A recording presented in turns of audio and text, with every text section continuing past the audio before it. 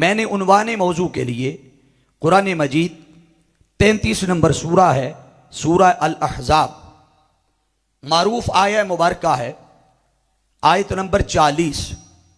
اللہ رب العزت نے ارشاد فرمایا، ما کان محمد صلی اللہ علیہ وسلم ابا احد من رجالکم، کہ لوگوں سن لو، محمد صلی اللہ علیہ وسلم تمہارے مردوں میں سے کسی جوان مرد کے باپ نہیں ہیں۔ بولیے کیا؟ کسی جوان مرد کے باپ نہیں ہیں، تو پھر کیا ہے؟ فرمایا وَلَٰكِن رسول اللہ، وہ تو اللہ کے رسول ہیں، وَخَاتَمَ النَّبِيِّينَ، اور نبوت کے سلسلہ کو ختم کرنے والے ہیں، وَكَانَ اللَّهُ بِكُلِّ شَيْءٍ عَلِيمًا، اور اللہ رب العزت کی ذات تو وہ ذات ہے کہ جو ہر چیز کو خوب جاننے والی اور علم رکھنے والی۔ حاضرین مکرم، موجودہ معاشرے اور حالات کے پیش نظر اس عنوان کو چنا گیا تاکہ اس وقت جو نوجوان نسل کے عقیدوں پر اور ایمان پر حملہ کیا جا رہا ہے، اس حملے کو وہیں روکا جائے تاکہ مزید کسی کے ایمان کی تباہی کا باعث نہ کوئی بن سکے۔ اسی سبب سے ہم نے اس مضمون کا انتخاب کیا۔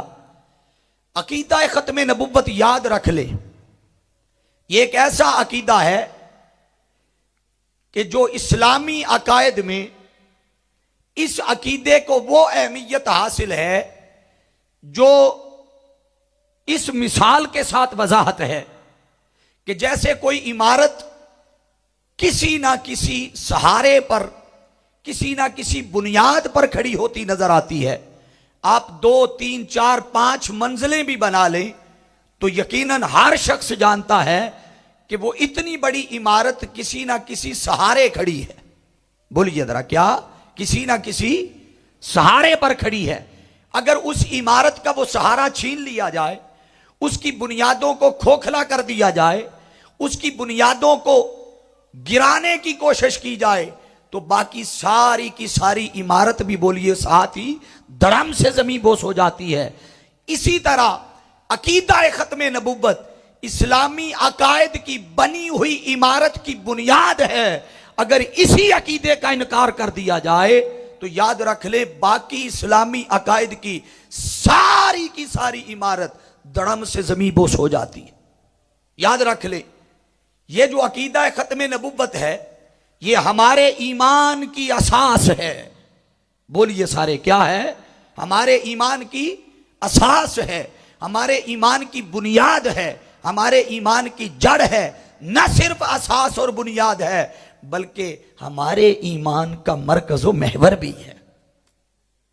حاضرین مکرم، میں اس کی سمری کی تفصیل میں جائے بغیر جو آیہ مبارکہ میں نے تلاوت کی ہے میں اس طرف آ رہا ہوں، مگر ایک اور خاص بات بہنوں اور بیٹیوں کے لیے، نوجوانوں کے لیے عرض کر دوں۔ لوگوں کے ذہن میں شاید یہ بات ہے کہ چند 1 2 3 آیات ایسی ہیں کہ جن سے ہم عقیدہ ختم نبوت ثابت کرنے کی کوشش کرتے ہیں۔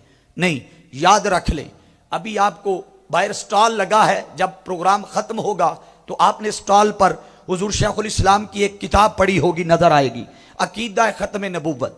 وہ 950 صفحات پر مشتمل ہے۔ اس کتاب میں حضور شیخ الاسلام ڈاکٹر محمد طاہر القادری مدد اللہ العالی، آپ نے 1 2 3 4 5 10 20 نہیں، 129 آیات سے استدلال کر کے عقیدہ ختم نبوت کو ثابت کیا۔ بولیے ذرا، دہرائیے، کتنی؟ 100، اونچا بولیے، 129۔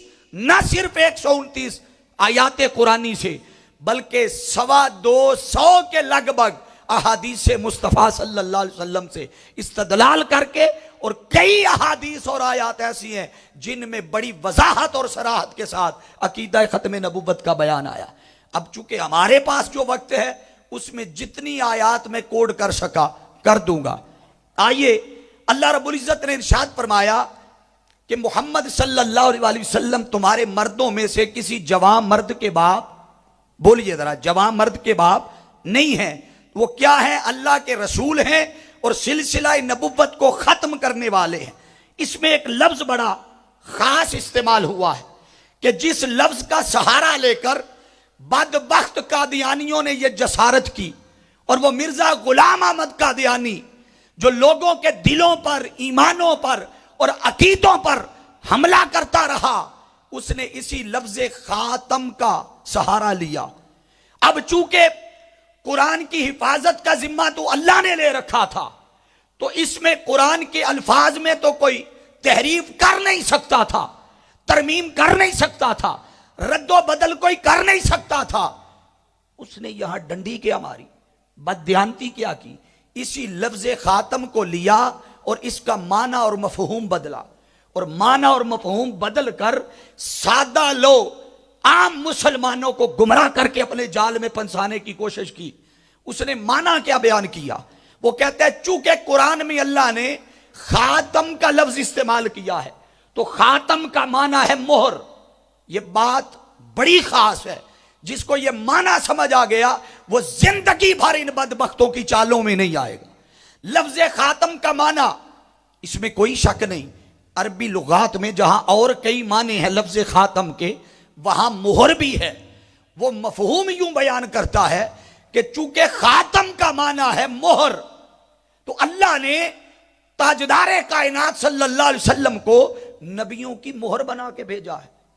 وہ کہتا ہے چونکہ وہ مہر بن کے آ گئے ہیں، اب میں نبوت کا دعویٰ اپنی طرف سے نہیں کر رہا، میں اسی مہر کا سہارا لے کر انہی کی مہر کے ذریعے نبوت کی بات کر رہا ہوں کہ اب قیامت تک محمد عربی صلی اللہ علیہ وسلم جس پر وہ اپنی مہر لگاتے جائیں گے گویا وہ نبی بنتا جائے گا۔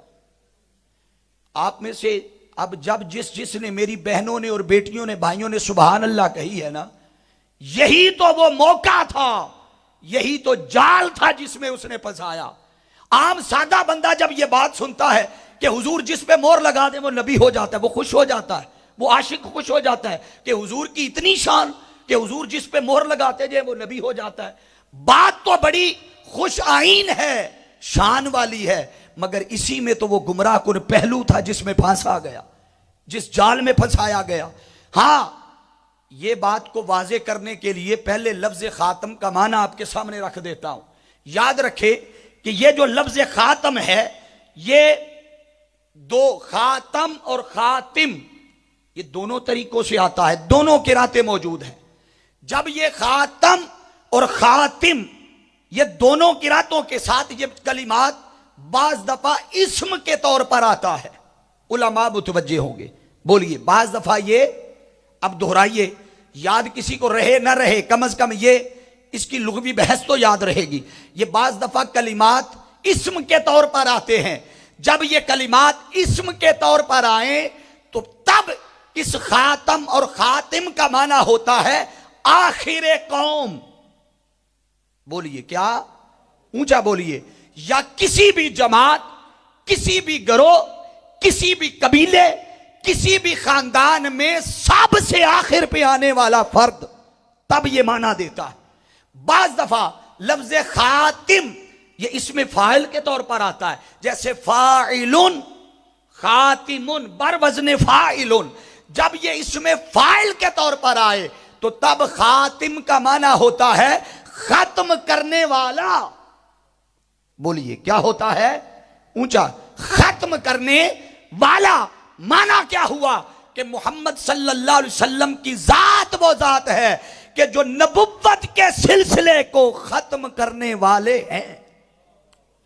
بولیے، نبوت کے سلسلے کو ختم کرنے والے۔ اب وہ جو معنی اس بدبخت نے بیان کیا اپنے انداز میں، وہ کہتا ہے کہ اس کا معنی مہر ہے۔ اب سوال یہ ہے کہ اس مہر کا مطلب کیا ہے؟ حاضرین مکرم، جب اس میں آلہ کے طور پر آئے یہ لفظ تو تب معنی ہوتا ہے مہر، اور یہ مہر وہ نہیں جو وہ بیان کرتا ہے، نہیں، اس مہر کا معنی یہ ہے کہ کوئی تحریر لکھی جائے، تحریر جب مکمل ہو جائے، صاحب تحریر اپنی تحریر کی تصدیق کے لیے آخر پہ مہر ثبت کرتا ہے۔ اس مہر کا مطلب یہ ہے کہ لوگوں سن لو، میں نے جو کچھ لکھنا تھا اس پہ لکھ دیا. اللہ، میں نے جو کچھ لکھنا تھا اس پہ لکھ دیا. اب صاحب تحریر کی اجازت کے بغیر کوئی شخص دنیا کا نہ کوئی ایک لفظ اس تحریر میں داخل کر سکتا ہے، نہ کوئی نکال سکتا ہے. ارے آدم علیہ السلام سے لے کر سیدنا عیسیٰ علیہ السلام تک اور پھر تاجدار کائنات صلی اللہ علیہ وسلم کی ذات تک اللہ نے جو سلسلہ نبوت شروع کیا تھا اس سلسلے کی مور مصطفیٰ کو بنایا. اب مصطفیٰ کے بعد نہ کوئی نبی آ سکتا ہے نہ ہی کوئی مہر بن سکتا ہے. حاضرین جی احتشام، اگلا اسی آیہ مبارکہ میں جو خاص پہلو ہے وہ بڑا توجہ طلب ہے. فرمایا کہ محمد صلی اللہ علیہ وآلہ وسلم تمہارے مردوں میں سے کسی جوان مرد کے باپ. اب میں ایک لمحے کے لیے آپ کو جاگا ہوا دیکھنا چاہتا ہوں. ہاتھ اٹھا کے ذرا یہ لفظ دہرائیے، کیا کہ تمہارے مردوں میں کسی جوان مرد کے باپ. اونچا بولیے، کیا نہیں ہے؟ ابھی سوال پیدا ہوا کہ باری تعالیٰ یہ بات کرنے کی کیا ضرورت ہے؟ کیا جوان مرد کا باپ ہونا کوئی عیب ہے؟ توجہ، جوان مرد کا باپ ہونا کوئی عیب؟ اونچا بولیے. بھائی آپ تاریخ انبیاء اٹھائیے. تاریخ انبیاء میں کئی نبی ایسے ہوئے کہ جو خود بھی نبی تھے. اللہ نے جب اولاد دی، اولاد پھر جوان بھی ہوئی، اور صرف جوان نہیں ہوئی، پھر اولاد بھی آگے نبی ہوئی. بولیے، اولاد بھی. آپ حضرت ابراہیم علیہ السلام کی مثال لے لیں. ابراہیم علیہ السلام خود بھی نبی. بولیے ذرا، خود بھی نبی. آگے بیٹے اسحاق علیہ السلام بھی، بیٹے اسماعیل علیہ السلام بھی. آپ حضرت یعقوب علیہ السلام کی مثال لے لیں، وہ خود بھی نبی. بیٹے یوسف علیہ السلام بھی، بولتے جائیے، یوسف علیہ السلام بھی نبی. آپ حضرت زکریا علیہ السلام کی مثال لے لیں، وہ خود بھی نبی. بیٹے یحییٰ علیہ السلام بھی، بولتے جائیے، بیٹے یحییٰ علیہ السلام بھی نبی. تو تاریخ انبیاء میں کئی نبی ایسے ہوئے کہ جو خود بھی نبی ہوئے، اللہ نے ان کو بیٹے دیے، پھر بیٹوں کو جوان بھی کیا. نہ صرف جوان کیا، بیٹوں کو پھر، اونچا بھی بولیے ذرا، بیٹوں کو پھر نبوت کے مقام پر بھی سرفراز کیا. تو یہ بات کہنے کی کیا ضرورت تھی کہ جوان مردوں کے باپ نہیں ہے؟ اس میں حکمت کیا تھی؟ آؤ وہ حکمت آپ کے سامنے کھول کر بیان کرنے لگا ہوں. توجہ کیجئے گا. مہمان آتے جاتے رہیں گے، میں ایڈوانس میں ویلکم کر رہا ہوں، مگر میرے جملے ضائع نہ کیجئے گا. اللہ رب العزت نے فرمایا، ہاں اگر میرے محبوب محمد مصطفیٰ کا کوئی بیٹا جوان ہو جاتا تو کیا خیال ہے جوان ہو کر وہ بھی نبی بنتا کہ نہیں؟ اتنا بڑا مجمع ہے، اتنا بڑا. ذرا اپنی سینس استعمال کر کے بتائیے ذرا کہ اگر حضور کا بیٹا جوان ہوتا تو نبی ہوتا یا نہ ہوتا؟ کیونکہ جہاں باقی انبیاء کو بیٹے دیے، انہیں نبوتیں دی، تو حضور کا بیٹا جوان ہوتا تو وہ بھی نبی ہوتا. تو اگر نبی ہو جاتا جوان ہو کر تو پھر مصطفیٰ پہ سلسلہ ختم نبوت نہ رہتا.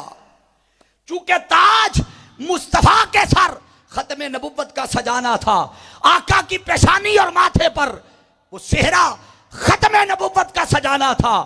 ضروری تھا کہ حضور پہ ختم نبوت ہوتی تو تب ہی ممکن تھا جب حضور کی اولاد کو بچپن میں اللہ اپنی بارگاہ میں بلا لیتا. اللہ نے ایسا ہی کیا. چلے دوسرا اینگل دیکھ لے، اگر بیٹا جوان ہو جاتا اور نبوت نہ ملتی، ختم نبوت حضور ہی پہ رہتی، جوان بیٹے کو نبوت بولیے نہ ملتی، تو پھر کیا ہوتا؟ ہاں پھر قیامت والے دن جب انبیاء کی صفیں بنتی تو ان صفوں میں کئی نبی اس شان کے ساتھ ہوتے کہ وہ خود بھی نبی ہوتے، بیٹے نبی ہوتے. بولیے، خود بھی نبی ہوتے، ساتھ بیٹے بھی بطور نبی کھڑے ہوتے. اور مصطفیٰ کا بیٹا ہوتا تو وہ نبی نہ ہوتا تو دیگر انبیاء کو اس پہلو میں جزبل فضیلت مل جاتی. اللہ کو یہ بھی گوارا نہ تھا کہ کسی ایک پہلو میں کسی کو مصطفیٰ پہ فضیلت مل جائے. رب کائنات نے آقا کریم کے صاحبزادوں کو بچپن میں اپنی بارگاہ میں بلا کر مصطفیٰ کے سر ختم نبوت کا تاج بھی سجا دیا، آقا کی ذات کو ہر نقص اور ہر عیب سے پاک بھی بنا دیا. بولیے، ہر عیب اور ہر نقص سے. یہ اس کی مثال قرآن سے اور لے لیتے ہیں، ورنہ کئی مثالیں صرف ایک وقت کے دامن میں جتنی گنجائش ہے کوڈ کر رہا ہوں. آپ میں سے اکثر جانتے ہوں گے یہود و نصارہ وہ حضرت انبیاء کو اللہ کا بیٹا کہتے. یہ قرآن کی آیت کوٹ کر رہا ہوں. فرمایا وقالت الیہود عزیر ابن اللہ وقالت النصارى المسیح ابن اللہ. وہ کہتے کہ یہ نبی اللہ کے بیٹے ہیں معاذ اللہ. اللہ رب العزت نے خود نفی کی. فرمایا سنو قل. اور نفی کیسے کی؟ فرمایا محبوب تو اعلان فرما دے. توجہ, محبوب سے فرمایا محبوب آپ بولیے کیا اعلان فرما دے. اعلان کیا ہے؟ فرمایا قل ان کان للرحمن ولد فانا اول العابدین. محبوب نے فرما دے کہ اگر خدا کا کوئی بیٹا ہوتا انا اول العابدین, میں سب سے پہلے اس کی عبادت کرنے والا ہوتا. تو اللہ رب العزت نے فرمایا لم یلد ولم یولد, نہ میں کسی کا بیٹا نہ کوئی.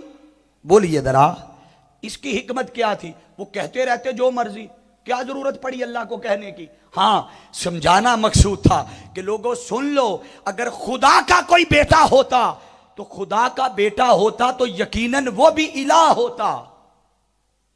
اب علماء متوجہ, اگر کوئی خدا کا بیٹا ہوتا تو یقیناً وہ بھی اونچا بولیے الہ ہوتا, اور اگر الہ ہوتا تو پھر توحید نہ رہتی. بولیے اگر الہ ہوتا تو توحید نہ رہتی, اور اگر بیٹا ہو کر الہ نہ ہوتا تو معاذ اللہ خدا کی ذات میں نقص رہ جاتا کہ بیٹا خدا کا ہے, کوئی صفت بھی خدا کی نہیں لے سکا. اللہ رب العزت نے لم یلد ولم یولد کہہ کر فرمایا نہ کوئی مجھ سے ہے نہ میں کسی سے ہوں. اسی طرح وہاں بھی فرمایا کہ محمد صلی اللہ علیہ وسلم تمہارے مردوں میں سے کسی جوان مرد کے باپ نہیں ہے. جیسے یہاں اپنی ذات میں شرک کو داخل نہیں ہونے دیا, نفی فرما دی, اسی طرح وہاں آقا دو جہاں صلی اللہ علیہ وسلم کی شان کی حفاظت بھی خود رب کائنات نے فرمائی. آگے کیا فرمایا؟ اللہ نے ارشاد فرمایا ہاں جوان مردوں کے باپ تو نہیں ہے لیکن کیا ہے؟ ولاکن رسول اللہ.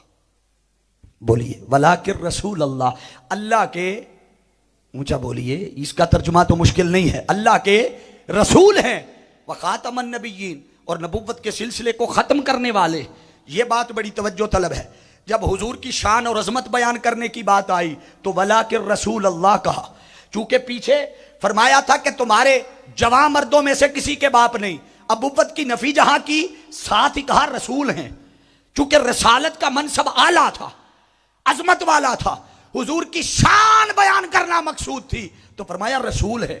اب رسالت کے بعد متصلاً بعد یہ نہیں فرمایا وخاتم الرسول اور رسالت کے سلسلے کو ختم کرنے والے ہیں, نہیں, فرمایا وخاتم النبیین, نبوت کے سلسلے کو ختم کرنے والے. ایک طرف بڑے منصب کی بات کی, اور جب دروازہ بند کرنے کی بات آئی تو بڑے منصب کا دروازہ نہیں بند کیا, چھوٹے کا کیا. اللہ کرے آپ ہوش میں بیٹھے ہوئے ہوں انشاءاللہ. بڑے کا دروازہ بند نہیں کیا بلکہ اونچا بولیے بھائی, یہ جو مقام رسالت ہے, شان رسالت ہے, منصب رسالت ہے, رسالت منصب بڑا ہے نبوت سے, یہ یاد رکھ لے. رسالت منصب بولیے بڑا ہے نبوت سے, نبوت درجہ چھوٹا ہے رسالت سے. تو جب شان بیان کرنے کی بات آئی تو تب وہاں ختم نبوت کا ذکر نہیں کیا, وہاں رسالت کا ذکر کیا. اور جب دروازہ بند کرنے کی بات آئی تو وہاں رسالت کا ذکر نہیں کیا, دروازہ چھوٹے درجے کا بند کیا. مولا حکمت کیا تھی؟ خاتم الرسول کہہ دیتا. اللہ کی بارگاہ سے جواب آتا ہے ہاں, اگر خاتم الرسول کہہ دیتا تو قیامت تک جو کوئی آتا اسے گنجائش مل جاتی, وہ کہتا کہ میں نبی ہوں. کوئی بندہ جواب پوچھتا کہ کیسے, وہ کہتا ہے اللہ نے قرآن میں خاتم الرسول کہہ کر دروازہ رسالت کا بند کیا ہے, نبوت کا بند تو نہیں کیا. رب نے فرمایا میں نے وہ دروازہ بند کرنے کے لیے جو چھوٹا درجہ تھا اس کا دروازہ بند کر کے قیامت تک آنے والوں کو سمجھا دیا کہ مقام نبوت جو رسالت سے چھوٹا ہے میں نے اس کا دروازہ بند کر دیا ہے. اب کوئی نبی نہیں آ سکتا, تو جو مقام رسالت بڑا منصب ہے, ارے رسول کے آنے کا تو سوال ہی پیدا نہیں ہو سکتا.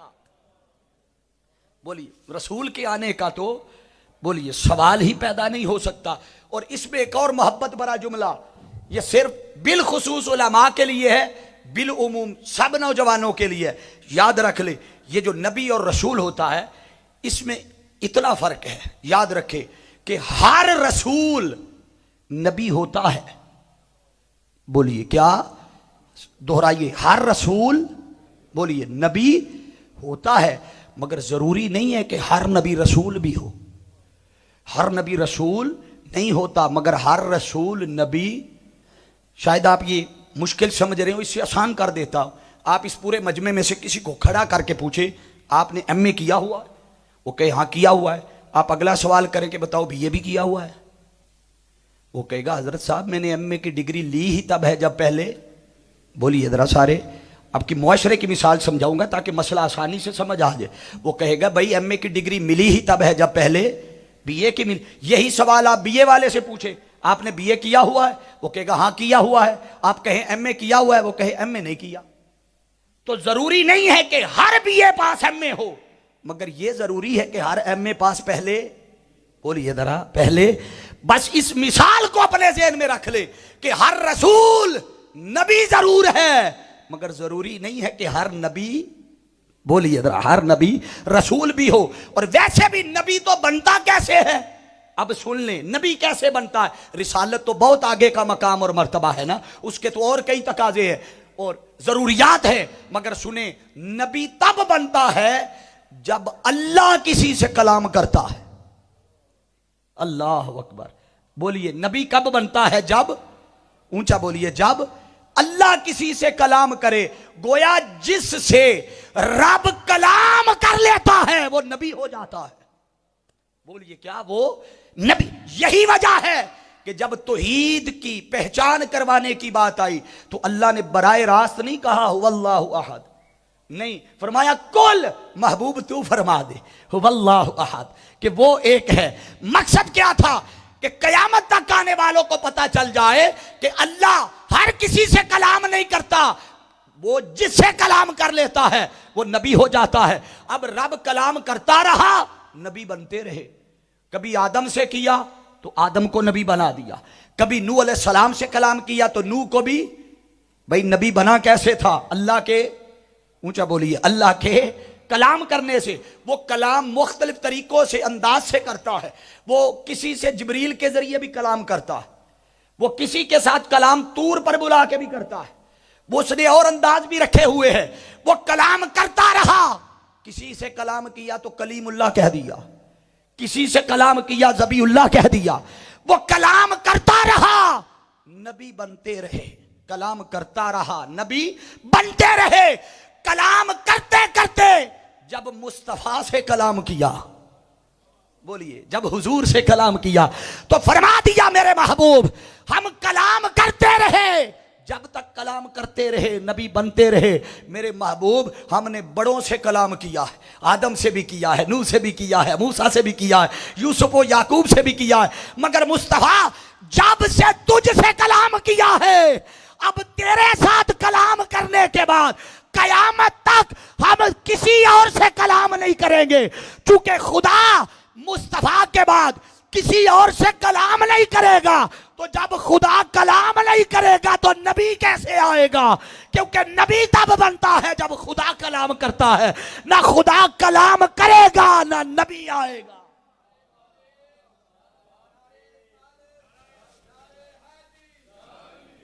بولیے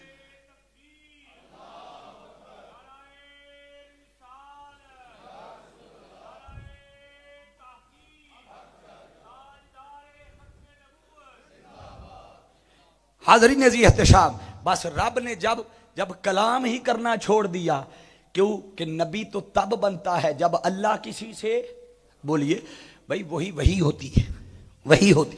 وہ پھر کلام بھی بنتا ہے، وہ پھر وہی بھی بنتی ہے، پھر نبی بھی بنتا ہے. ایک ہی پہلو نہیں رہتا. ادھر کتاب بن جاتی ہے، کلام بن جاتا ہے، وہی بن جاتی ہے، ادھر نبوت وجود میں آ جاتی ہے. تو اللہ رب العزت نے ایک ہی سلسلے میں فرمایا اب ہم کلام نہیں کسی اور سے کریں گے، چونکہ اللہ نے کلام ہی کرنا چھوڑ دیا ہے. اب نہ وہی آئے گی نہ کوئی نبی آئے گا. بولیے نہ کوئی، اونچا بولیے، وہی آئے گی نہ کوئی نبی آئے گا. یہ قرآن مجید کا ایک اور مقام کوڈ کر رہا ہوں. ابھی اس میں بہت سارے نکات تھے مگر میں چاہتا ہوں زیادہ سے زیادہ آیات آپ کے سینوں میں اتاری جا سکے. آپ سورہ بقرہ پہلا حصہ، بالکل ابتدائی حصہ گھر جا کر اس کی تفصیل پڑھنا اور مزید تفصیل درکار ہو تو باہر سٹال پر حضور شیخ الاسلام کی کتب کثیر تعداد میں موجود ہے. 1000 سے زائد کتابیں چھپ کر مارکیٹ میں آ چکی ہیں. انہی کتابوں میں ایک یہ عقیدہ ختم نبوت کی کتاب ہے. یہ ابتدائی حصہ ہے سورہ بقرہ. اللہ نے ارشاد فرمایا الف لام میم ذالک الکتاب لا ریب فیہ.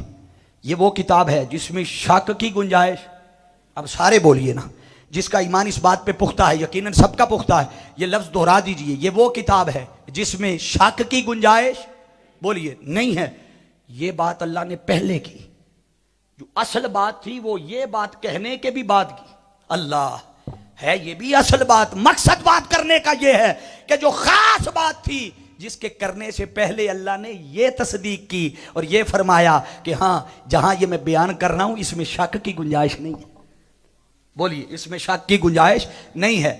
آگے فرمایا ہدی للمتقین. یہ ہدایت ہے متقیوں کے لیے. بولیے یہ ہدایت ہے، اونچا بولیے، اب متقین بولیں گے، یہ ہدایت ہے متقین کے لیے. اب سوال پیدا ہوا وہ متقین کون سے ہیں؟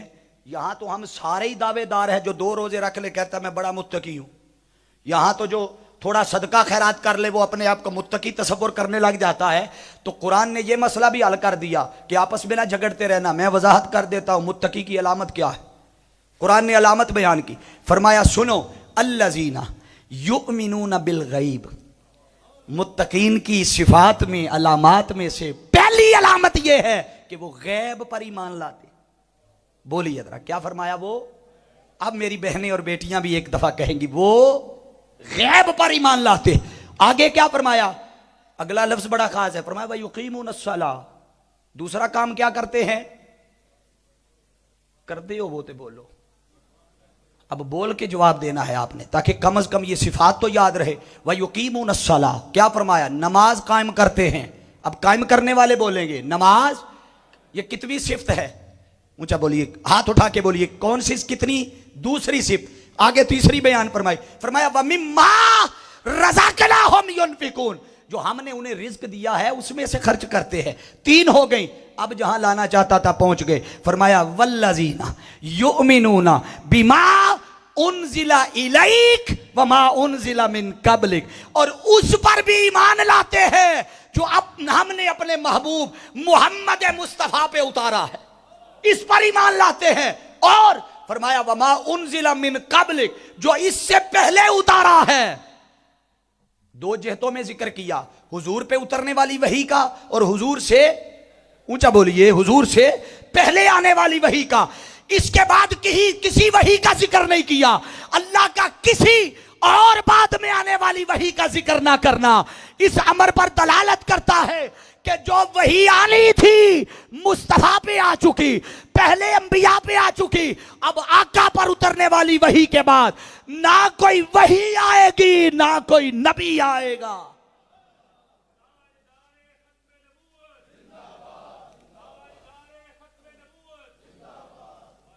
نہ کوئی وحی آئے گی نہ کوئی، بولیے اونچا بولیے، نہ کوئی نبی آئے گا. میں تیزی سے بلنا ان آیات میں سچ بات ہے بہت سارے نکات ہیں، بہت سارے. میں ساتھ ہی اگلی آیت کوٹ کر دیتا ہوں. یہ قرآن مجید کی سورہ نساء کی آیت نمبر 136 ہے.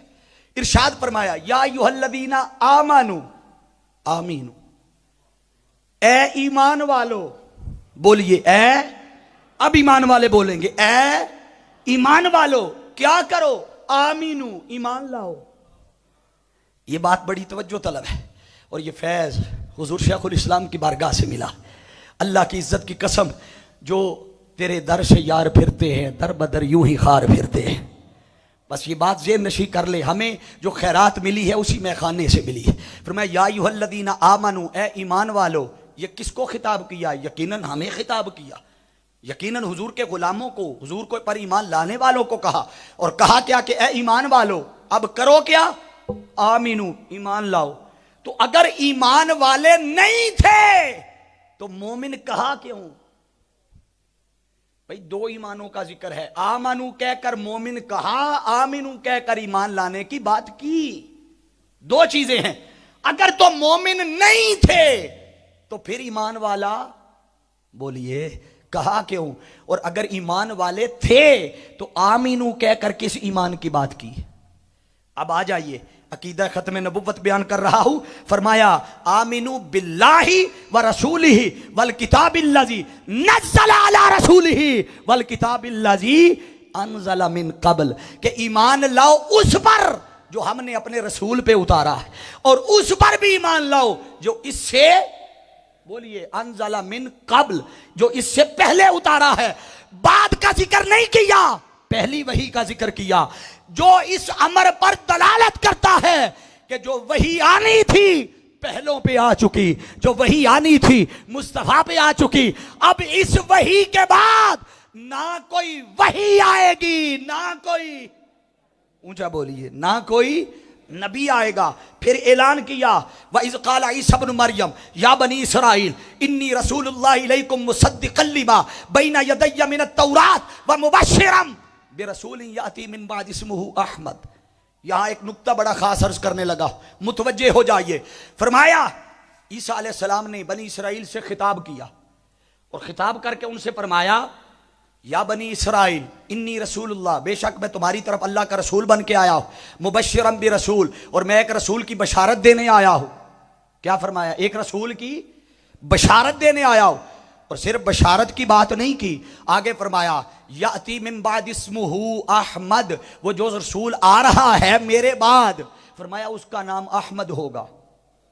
بولیے ذرا، اس کا نام. یہ بات جو عیسیٰ علیہ السلام نے سب سے آخر پہ فرمائی، اس سے پہلے وہ جو 1.25 لاکھ آئے تھے انہوں نے بھی یہی کہا تھا من بعدی. بولیے، ہر کسی نے یہی کہا تھا من بعدی، کہ میرے بعد آ رہا ہے، میرے بعد آ رہا ہے. اور صرف یہی نہیں، وہاں میثاق بھی لے کے آئے تھے، اللہ سے وعدہ کر کے آئے تھے. وَإِذَا أَخَذَ اللَّهُ مِيثَاقَ النَّبِيِّينَ لَمَا آتَيْتُكُم مِّن كِتَابٍ وَحِكْمَةٍ ثُمَّ جَاءَكُمْ رَسُولٌ. یہ آیت کی تفصیل میں جاؤں گا تو ایک الگ مضمون بھی چھڑ جائے گا. اتنا سمجھ لے، وعدہ بھی کر کے آئے تھے، یہاں اعلان بھی کر رہے تھے. نہ صرف اعلان کیا بلکہ حضور کا نام بھی بتایا. اب آدم علیہ السلام آئے تو وہ بھی آگے آنے والوں کو کہیں من بعدی، میرے بعد آ رہا ہے. بولیے میرے بعد، اونچا بولیے، آ رہا ہے. حضرت نوح علیہ السلام آئے تو وہ بھی اگلوں کو یہی بتائے میرے بعد آ رہا ہے. ہر کوئی یہی کہتا رہا. آپ یوں سمجھے کہ انبیاء جتنے بھی آئے وہ یہی تو ایک کام کرتے رہے کہ لوگوں کو شرک سے بچاتے رہے اور توحید کی طرف بلاتے رہے. بولیے کیا؟ شرک سے، بولیے، بچاتے رہے، توحید کی طرف بلاتے رہے، اور آقا کے آنے کی خبر اگلوں تک پہنچاتے رہے. بولیے، حضور کے آنے کی خبر اگلوں تک پہنچاتے رہے. اب وہ توحید کا پیغام بھی دیتے رہے، شرک کی جڑ بھی کاٹتے رہے، اور شرک سے لوگوں کو بچاتے بھی رہے. مگر ایک چیز جو کہتے رہے، پہنچاتے رہے، وہ یہی تھا کہ من بعدی. اس سے یوں لگتا ہے کہ حقیقت میں، اب علماء کی نظر جملہ کر رہا ہوں، کوئی مانے نہ مانے، جملہ پسند آئے تو لے جائے، نہ آ جائے تو چھوڑ جائے، ہم کہیں اور دے لیں گے، مگر کوئی فتویٰ نہ لگائے. کیوں کہ پیچھے ایک حدیث قدسی کو مفہوم بنا رہا ہوں، جوڑ رہا ہوں کہ لولاک لما خلقت الافلاک. محبوب، اگر تجھے پیدا نہ کرتا تو کائنات کی کوئی شے پیدا نہ کرتا. اس کا مطلب یہ ہے کہ حقیقت میں آنا ایک نے تھا. توجہ، حقیقت میں آنا ایک نے تھا. اللہ نے اس ایک کی خاطر پہلے 1.25 لاکھ بھیجا. وہ 1.25 لاکھ یہی کہتا رہا من بعدی، من بعدی، من بعدی، میرے بعد آ رہا. اب جب سارے نبی ہی یہ کہتے رہے کہ من بعدی، تو اس کا مطلب ہے ان کے بعد کسی نے آنا تھا تو کہتے رہے نا من بعدی. بولیے، آنا تھا تو کہتے رہے من بعدی. تو کیا خیال ہے جو ڈیوٹی باقی نبی دیتے رہے، حضور بھی تو اسی ڈیوٹی پر مامور تھے. ڈیوٹی تو حضور بھی وہی لے کر آئے تھے. تو جیسے باقی کہتے رہے من بعدی، اگر حضور کے بعد کسی نے آنا ہوتا تو آقا باقیوں کی طرح وہ بھی کہتے من بعدی کہ کوئی میرے بعد آ رہا ہے. آقا کا فرمان آ کے بدل گیا، باقی من بعدی کہتے رہے کہ میرے بعد آ رہا ہے. اب وہ جس کے بارے میں کہتے رہے آ رہا ہے، آ گیا، اس نے آ کے اپنا ختمی بیان جاری کر دیا. فرمایا ہر کوئی کہتا رہا ممبادی ممبادی، وہ جس کے بارے میں کہتے رہے ممبادی اب آ گیا ہے. انا خاتم النبیین لا نبی بعدی، میں آخری نبی ہوں، میرے بعد اور کوئی نبی نہیں آئے گا.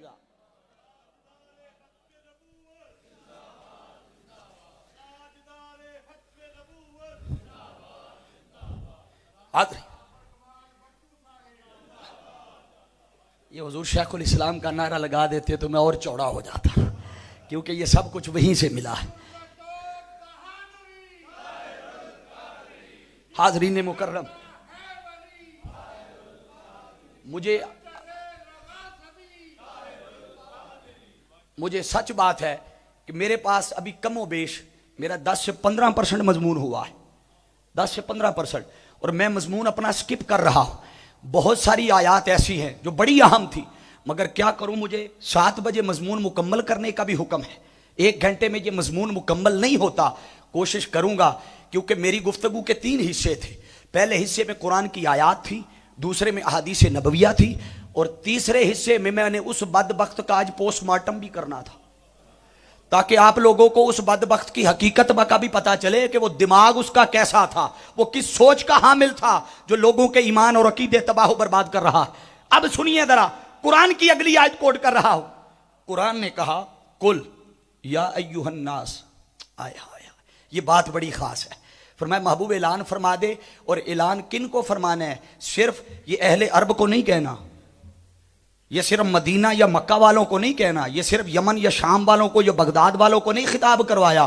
فرمایا یا ایھا الناس، اے لوگو. اس لوگوں سے مراد صرف 1400 سال پہلے کے لوگ نہیں ہیں، 1300 سال پہلے کے لوگ نہیں ہیں، 1200 سال پہلے کے لوگ نہیں، بلکہ قیامت تک جتنے لوگ آئیں گے، اس یا ایھا الناس سے مراد وہ سب ہیں. بولیے، یا ایھا الناس سے مراد وہ سب ہیں. اب خطاب کیا کیا؟ فرمایا یا ایھا الناس، اے لوگو، انی رسول اللہ الیکم جمیعا، میں تم سب کی طرف اللہ کا رسول بن کے آیا. اب یہ تم سب کی طرف کا مراد کیا ہے؟ اس کی وضاحت اسی آیت نے اگلے حصے میں دے دی. یعنی جو نبی بھی آتا رہا وہ ایک حد بندی کے تحت آتا رہا. یہ بات سمجھنے والی ہے. حد تھی، یہ قبیلہ ہے، یہ علاقہ ہے، یہ قوم ہے، اس علاقے سے باہر نہیں جانا، اس قوم سے باہر نہیں جانا، اس حد سے. بولیے ذرا بھائی، محدود آتے رہے ہیں، جتنے بھی نبی آئے وہ مقید آتے رہے ہیں، محدود آتے رہے، مگر جب حضور کی باری آئی تو اللہ نے حد اٹھا دی. فرمایا محبوب، ہر کوئی قید تھا، ہر کوئی مقید تھا، تیری دفعہ ساری قید ہٹا دیتے ہیں. جب قید ہٹا دی، اب فرمایا کہ اب خطاب کر یا ایھا الناس، اے لوگو، اور لوگوں بھی قیامت تک آنے والے لوگوں، سنو، میں تم سب کی طرف اللہ کا رسول بن کے آیا ہوں. اور یہ بات قرآن کے اگلے حصے میں وضاحت کے ساتھ آ گئی. وہ حضور کی رسالت، حضور کی نبوت، آقا کا مقام، آقا کا مرتبہ کہاں تک تھا، حد کیا تھی؟ فرمایا لہو ملک السماوات والارض، وہ جہاں جہاں تک خدا کی خدائی ہے، جہاں جہاں تک خدا کی ربوبیت ہے، میرے محبوب تیری حدیں ختم کر دی ہیں. جہاں جہاں تک میری خدائی ہے، وہاں وہاں تک تیری مصطفائی ہے. وہاں وہاں کے لوگوں تک کو خطاب کر دیا. اب حاضرین ذی احتشام یاد رکھ لیں، وہ جتنے نبی آتے رہے وہ خدا کا بندہ بن کے آتے رہے. یہ قرآن کا آخری حصہ بیان کر کے حدیث کی طرف جا رہا. وہ خدا کا بندہ کہلاتے رہے. کیوں؟ اس لیے کہ رب جب بندوں میں بھیجتا تھا تو یقیناً بندوں کی رہنمائی کے لیے، ہدایت کے لیے. آپ تھکے تو نہیں ہیں نا؟ ذرا ہاتھ اٹھا کے ایک دفعہ ہلا کر مجھے بتا دے اگر نہیں تھکے تو میں اس حساب سے مضمون آگے چلاؤں گا. ابھی آدھے ہاتھ نیچے ہیں، مضمون میں مکمل کروں گا، ہاتھ اوپر ہوں یا نیچے ہوں. اگر کر دیں گے تو ہاتھ گواہ ہو جائیں گے کہ سننے والوں میں تھا، سننے والوں میں تھا. توجہ کیجئے گا، اللہ رب العزت نے اپنے جس نبی کو بھیجا، جس نبی کو، وہ نبی بحیثیت بندہ عبد بن کے آیا. بولیے، بحیثیت نبی عبد بن کے آیا. وہ عبادت بھی کرتا رہا، ڈیوٹی بھی سر انجام دیتا رہا. اب آپ قرآن پڑھیں گے تو اللہ رب العزت ان انبیاء کی صفات قرآن میں بڑی وضاحت کے ساتھ بیان کرتا رہا. یہ نکتہ بڑا علماء کے لیے بالخصوص ہے. اگر نوح علیہ السلام کی بات کی تو فرمایا سلام علی نوح فی العالمین. اللہ سلام بھیجتا ہے नूहिन फिल आलमीन, तमाम आलमीन का आपकी तरफ सलाम। कज़ालिका नज्जिल मुहसिनीन, हम इसी तरह अपनी साथ जुड़ने वालों को, मेहनत करने वालों को, दीन की खिदमत करने वालों को इसी तरह की जजा देते हैं। इन्नहु मिन इबादिनल मुखलिसीन, फरमाया वो नूह मेरा बड़ा इबादत गुजार और मुखलिस बंदा था। क्या कहा? मिन इबादिनल मोमिनीन, बड़ा इबादत गुजार बंदा था। किसी और नबी की बात आई तो किसी को मुखलिस कह दिया, किसी को फरमा दिया ये बड़ा साबिर बंदा था, किसी को फरमा दिया ये बड़ा मुखलसम वकाना रसूलन नबिया, ये बड़ा मुखलस रसूल था। हर किसी की रब खूबी बयान करता रहा, खूबी। अब जरा दूसरे एंगल पर आइए, हुजूर की जब बात कुरान ने की तो कैसे की? कुरान पढ़िए, कुरान में जब हुजूर की बात आई तो सिर्फ बंदा कहा, तवज्जो है, सिर्फ क्या कहा? कुरान मजीद का पहला इब्तदाई हिस्सा उठाइए, फरमाया व इन कुंतुम फी रैबिम मिम्मा नज़्ज़लना अला, ऊंचा बोलिए, अला, हमने नाजिल किया है अपने बंदे पर। वो बंदा कैसा है ये नहीं आगे बयान किया। कुरान का एक और मुकाम उठाइए, सूरह बनी इसराइल आयत नंबर 1, फरमाया सुबहानल्लज़ी अस्रा बिअब्दिही। फिर बंदा कहा कि हमने सैर कराई अपने बंदे को। सूरह नज्म में चले जाइए, दरमियान दरमियान से लिए ताकि पूरे कुरान की कुछ ना कुछ हिस्सा शामिल हो जाए। यहां आयात के तौर पर फरमाया फअौहा इला, सारे बोलिए, इला आबदीही, फरमाया हमने वही की उस महबूब पर, अपने बंदे पर जिस तरह वही करने का हक था, जो की वही की अपने बंदे पर। बंदे की खूबी बयान नहीं की, बाकी नबियों की खूबियां बयान की। अब आप सोच रहे होंगे कि अल्लाह ने हुजूर की कोई एक खूबी भी बयान नहीं की कुरान में। बाकी नबियों को किसी को मुखलिस कह दिया, किसी को सादिक कह दिया, किसी को इबादत गुजार कह दिया, किसी को साबिर कह दिया। सारी खूबियां बारी ताला ये क्या, महबूब का जहां जहां जिक्र किया है उसे हबीब भी कहता है, महबूब भी कहता है, और खूबी भी कोई नहीं बयान करता। जबकि बाकी नबियों को तूने बड़ी खूबियों के साथ बयान किया। बारगाह खुदावंदी से जवाब आता है, हाँ यही तो समझाना है। अरे जिस नबी में जो खूबी ज्यादा थी हमने बयान कर दी।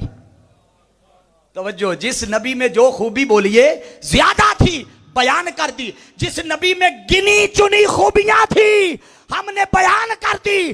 अरे मुस्तफा की खूबियां तो रब तब बयान करता जब गिनी चुनी होती। मुस्तफा में खूबियां ही इतनी थी, कुरान तो 30 पारों में ही उतारना था ना। अगर मुस्तफा की खूबियां सारी बयान करने लग जाते न जाने कितने कुरान बन जाते। वो मुस्तफा खूबियां ही इतनी रखता है, अब किस किस को बयान करते। हाज़रीन मुकर्रम, जब इन सारी खूबियों का मंबा कोई आ गया तो जिसमें सारी खूबियां जमा हो जाएं, पीछे कोई खूबी बचे ही ना। बोलिए, पीछे कोई खूबी किसी और को देने के लिए बचे ही ना। भाई हर किसी को रब खूबियां बांटता रहा, फिर मुस्तफा को सारी खूबियों से नवाज दिया। अब नबी तो हुजूर के बाद कोई तब आएगा जब पीछे कोई खूबी बचेगी। ना पीछे कोई खूबी रही, ना कोई वही आएगी, ना कोई नबी आएगा।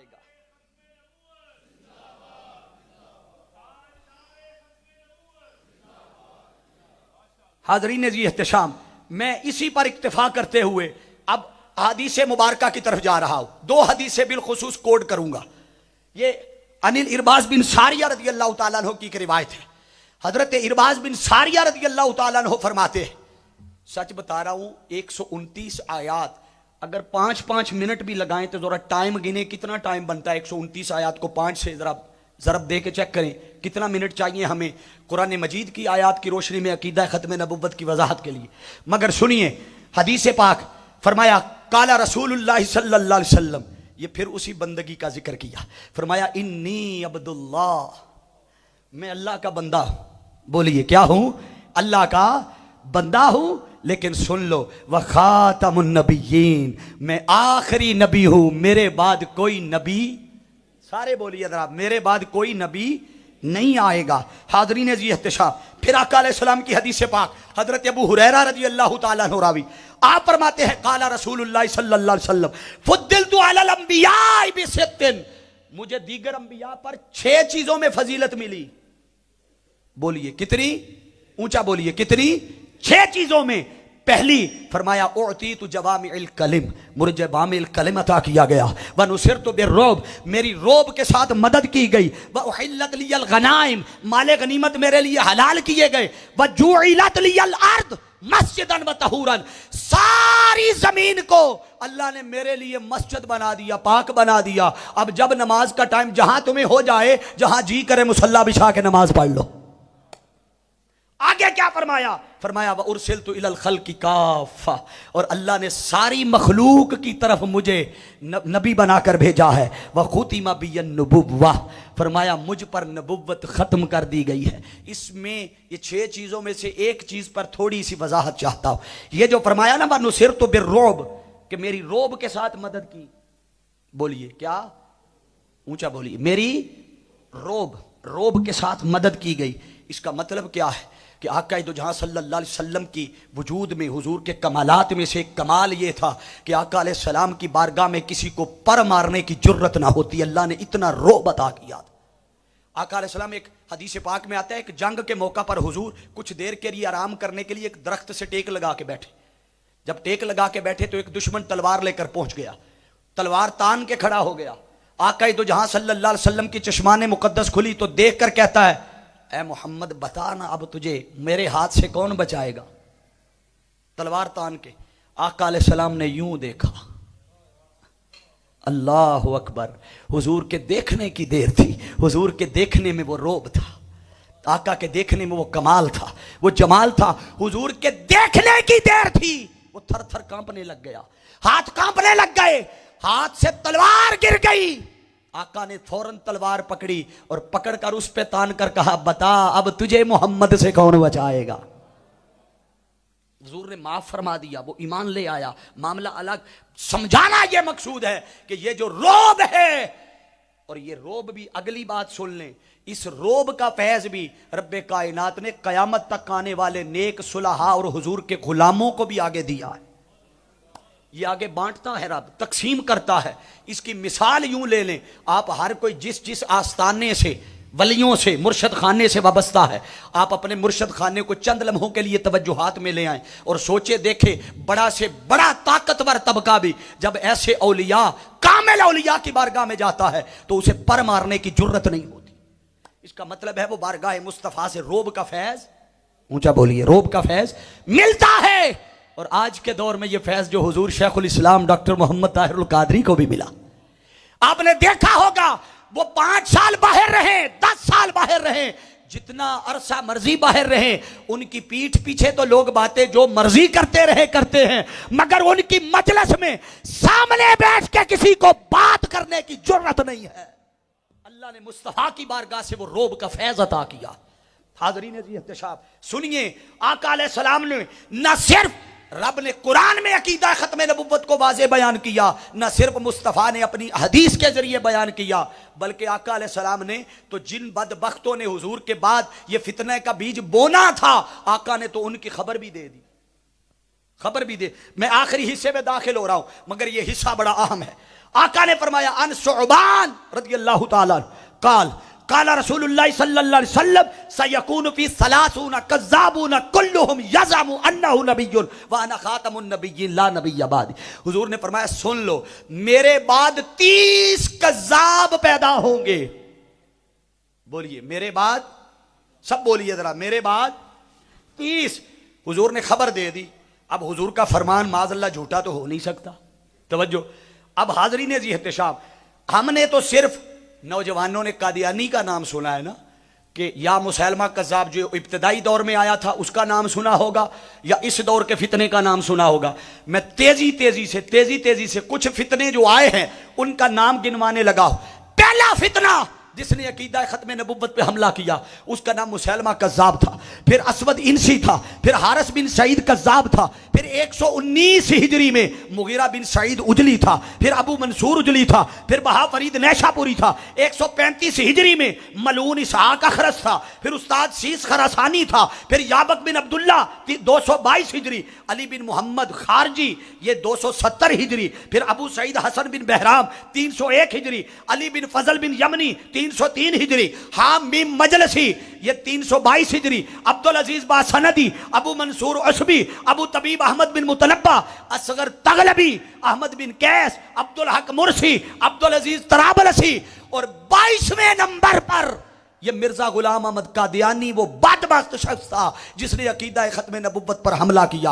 हाज़रीन मुकर्रम, हर दौर में अकीदा खत्म नबुव्वत पर हमले होते रहे, मगर सुन लो, अगर किसी दौर में नमरूद आता है तो रब मुकाबले में फिर इब्राहिम भी भेजता है, अगर फिरौन आता है तो रब, बोलिए अब आपने मुकम्मल करना है जुमला, रब मूसा भी भेजता है, अगर यजीद आता है रब हुसैन भी भेजता है। इसी तरह जब इन जैसे फितनों ने सर उठाया तो कभी ताजदारे गोलडा शरीफ हजरत पीर मेर अली शाह साहब ने इनका मुकाबला किया, कभी हजरत मौलाना शाह अहमद खान नूरानी रहमतुल्लाह ताला अलैह आपने इस फितने का मुकाबला किया, कभी मौलाना अब्दुल सत्तार खान नियाजी रहमतुल्लाह ताला अलैह ने इस फितने की सरकोबी की। और चलते चलते जब 88 का दौर आया, तवज्जो करना, 88 का दौर आ गया, इस फितने ने मुसलमानों को चैलेंज किया, आओ मेरे मुकाबले में मुनाजरा करो। दबक कर बैठ गए हम लोग बैठ गए, घबरा गए, क्या बनेगा, चैलेंज कर दिया, न जाने क्या कर दे। हुजूर शेखुल इस्लाम तक खबर पहुंची, आपने खत लिखा उसे, कहा आ तेरे मुनाजरे का चैलेंज मैं कबूल करता हूं, मगर 3 बातें याद रखना, मेरा ईमान और दावा है कि तू आ, मिलादे पाक की रात 11-12 की दरमियानी रात आ रही है मीनारे पाकिस्तान पर, वहां आ जाना, तेरा इंतजार करूंगा। याद रखना सुबह नमाज फजर के लिए जब अल्लाह अकबर की सदाएं बुलंद होगी तो तू ताइब होकर उस वक्त से पहले ईमान ला चुका होगा। ये नौजवानों को खबर नहीं है 78 के बाद पैदा होने वाले, 88 के बाद या 90 के बाद पैदा होने वाले, उनके इल्म में लाने के लिए यह बात कर रहा हूं। आपने फरमाया तू ताइब होकर ईमान ला चुका होगा। ये ना हुआ, अगर ये ना हुआ तो फरमाया तेरी मौत वाक़ई हो जाएगी। किसी को जिंदगी मिले या किसी को, बोलिए ये फैसला तकदीर का है, बोलिए क्या है, फैसला तकदीर का है, और ये तकदीर मुबरम है। और तकदीर मुबरम के बारे में जान लें कि वो वक्त के गौस के बगैर कोई बदल नहीं सकता। ये बात बड़ी खास कर रहा हूं, उलमा मुतवज्जो रहिएगा, वक्त के गौस के बगैर कोई बदल नहीं सकता। मौलाना अब्दुल सत्तार खान नियाजी साहब को पता चला कि कादरी साहब ने ये चैलेंज दे दिया कि तेरी मौत हो जाएगी। आपने पूछा कादरी साहब आपको खबर है क्या कह रहे हैं, ये तो तकदीर का फैसला है। हुजूर शेखुल इस्लाम का जुमला सुनना, अपने ईमान को ताजगी देना, और अगर पसंद आ जाए तो समझ लेना कि आज हकीकी तहरीक की बारगाह में आ गए हो। आज से मिनाजुल कुरान के आपके लिए अपने आप को वक्फ कर देना। हुजूर शेखुल इस्लाम ने फरमाया मुझे होश है मैं क्या कह रहा हूं, नियाजी साहब ये जिनके लिए सारा कुछ कर रहा हूं वही तो मेरी लाज रखेंगे। ये ईमान था, ये ईमान की तकवीयत थी। फरमाया मुझे खबर है मैं क्या कह रहा हूं, तेरी मौत वाक़ई हो जाएगी। अगली बात फरमाया अगर दोनों काम ना हुए तो फरमाया सुन ले, जिस चौराहे पे तेरा दिल करे ताहिरुल कादरी की गर्दन उड़ा देना। लोग गवाह हैं इस बात के कि मीनारे पाकिस्तान की रात 11-12 की दरमियानी रात, स्टेज सज गया, कुल उलमा, देवबंद क्या, अहले तशय्यो क्या, अहले हदीस क्या, अहले सुन्नत क्या, कुल मकातबे फिक्र के लोग स्टेज पर जमा थे। 1000 उलमा और लाखों उस शाकाने मुस्तफा सामईन जमा थे। रात भर इंतजार करते रहे, उस बदबख्त ने ना आना था ना आया। फिर फतह का सेहरा, फिर आका दो जहां सल्लल्लाहु अलैहि वसल्लम के गुलाम के सर सजा कि जिसने अकीदा खत्म नबुव्वत की हिफाजत के लिए अपने आप को मैदान अमल में पेश किया। फिर दूसरा मौका तब आया, यह बात अहम है, जब 84 का दौर था। कादियानियों ने, बस आखिरी बात है, मैं बात खत्म कर रहा हूं, मुझे अंदाजा है आप लोगों के स्कूल का टाइम है, मगर यह बात छोड़ के ना जाना। 84 का दौर, जब कादियानियों ने अदालत में पिटीशन दायर कर दी, उन्होंने कहा भाई हमें अपनी इबादत गाहों को मस्जिदें कहने दिया जाए। ये सारे लोग पढ़े लिखे गवाह है जो मुताला से शगफ रखने वाले। कहा हमें अपनी, और हमें हम जो बुलाते हैं इबादत के लिए उसे अजान का नाम देने दिया जाए, मिर्जे बदबख्त के खानदान को अहले बैत कहने दिया जाए, उसके मानने वालों को सहाबी कहने दिया जाए। पिटीशन दायर हो गई। अब उनका वकील भी पेश हो गया, हमारे वकील भी पेश होते रहे, उलमा भी पेश होते रहे, सारी दुनिया गवाह है। मैं उलमा की तहकीर नहीं कर रहा, अल्लाह की इज्जत की कसम, जिसके मुकद्दर में था हर किसी ने अपना हिस्सा शामिल किया। मगर 15 जुलाई से लेकर 9 अगस्त 1984 डेट याद रख लो, सर्च करोगे निकल आएगी गूगल से। 15 जुलाई 1984 अगस्त 9 अगस्त तक 19 समातें हुई। कितनी? ऊंचा बोलिए, कितनी समातें? 19 समातें हुई। उनकी पिटीशन खारिज नहीं हुई। केस खराब होता गया, दिन ब दिन खराब। जो कोई पेश होता वो जाकर वहां कुरान और हदीस की रोशनी में दलाइल देने की बजाय कहता ये कादियानी दज्जाल है, ये काना है, ये फलान है, ये फलान है। कमजोर थे दलाइल। वो शख्सियत आज अल्लाह उसकी कब्र पे करोड़ों रहमतें नाजिल फरमाए। आप में से बहुत सारे लोग पहुंच जाएंगे जिस हस्ती का नाम, वो उस वक्त वफाकी शरी अदालत के जज थे। अल्लाह करे आप पहुंच गए हो। नाम ले देता हूं, क्या हर्ज है। जस्टिस पीर करम शाह साहब अल अजहरी रहमतुल्लाह ताला अलैह। आप उस बेंच का हिस्सा तो नहीं थे जो 4 रुकनी बेंच था, मगर उस वक्त हर दिन की रिपोर्ट ले रहे थे। अहले सुन्नत के एक अजीम अकाबरीन में से थे, रिपोर्ट ले रहे थे। जब आपको पता चला कि केस खराब हो रहा है, रात के किसी पैर किबला हुजूर शेखुल इस्लाम के घर चले गए। जाकर कहा कादरी साहब लाज रख लो, केस बिगड़ रहा है, हम तबाह हो जाएंगे, बर्बाद हो जाएंगे। हुजूर शेखुल इस्लाम ने कहा 3 दिन दे दे मुझे केस की तैयारी के लिए। 3 दिन मांगे, केस की तैयारी की। 11 अगस्त, तवज्जो, 11 अगस्त 1984 को शेखुल इस्लाम साहब पेश हो गए। 6 घंटे दलाइल दिए। बोलिए कितने? इससे पीछे जरा 19 समातों को 6 घंटों से जरब दें, कितने? 114 घंटे बनते हैं। आप शायद थोड़ा टाइम लगा दे, टाइम बचा ले। 114 घंटों के दलाइल एक तरफ, वक्त के मुजद्दद के 6 घंटों के दलाइल एक तरफ। 12 अगस्त 1984 को अदालत ने फैसला सुना के इन बदबख्तों की पिटीशन खारिज कर दी।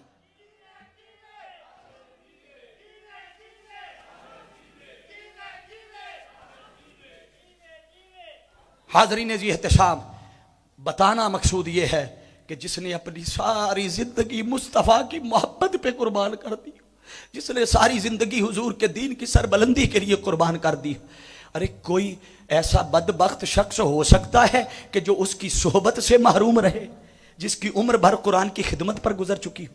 हाज़रीन जी एहतशाम, फिर एक वक्त वो भी आया जब 295C के कानून के बनाने की बात आई, तो तब भी हुजूर शेखुल इस्लाम आप पेश हुए और आपने तब भी 18 घंटे दलाइल देकर ये साबित किया कि कोई मर्द हो, कोई औरत हो, कोई बालिग हो, कोई नाबालिग हो, कोई मुस्लिम हो, कोई गैर मुस्लिम हो, जो आका का बेअदब और गुस्ताख है वो वाजिबुल कत्ल है।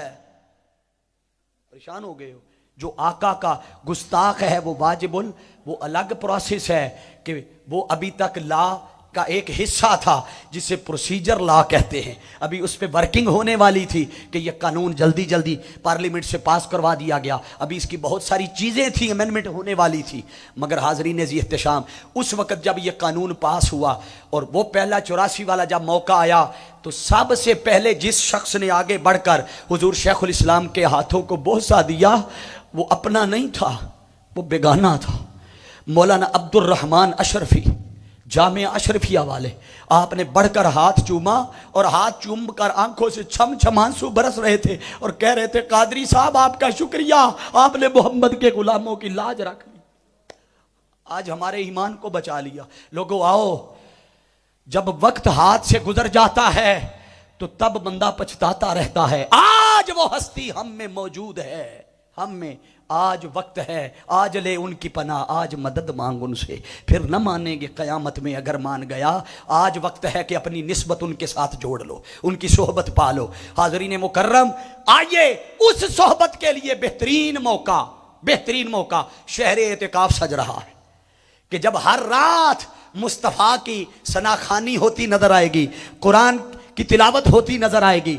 हर रात जब में कभी ईरानी कुर्रा, कभी पाकिस्तानी कुर्रा, कभी सुडानी कुर्रा, कभी ईरानी कुर्रा, कभी मिस्री कुर्रा, आपको कुरान भी सुनने को मिलेगा, कुरान की तशरीह भी सुनने को मिलेगी। कुरान के नूर से आपके सीनों को रोशन और मुनव्वर करने की कोशिश की जाएगी। हाज़रीन जी एहतशाम, मैं आखिरी हिस्से में पैगाम के तौर पर यह बात कह रहा हूं, आओ इस दौर में अपनी निस्बत और ताल्लुक तहरीक मिनहाजुल कुरान के साथ वाबस्ता कर लो और जोड़ लो और मजबूत कर लो।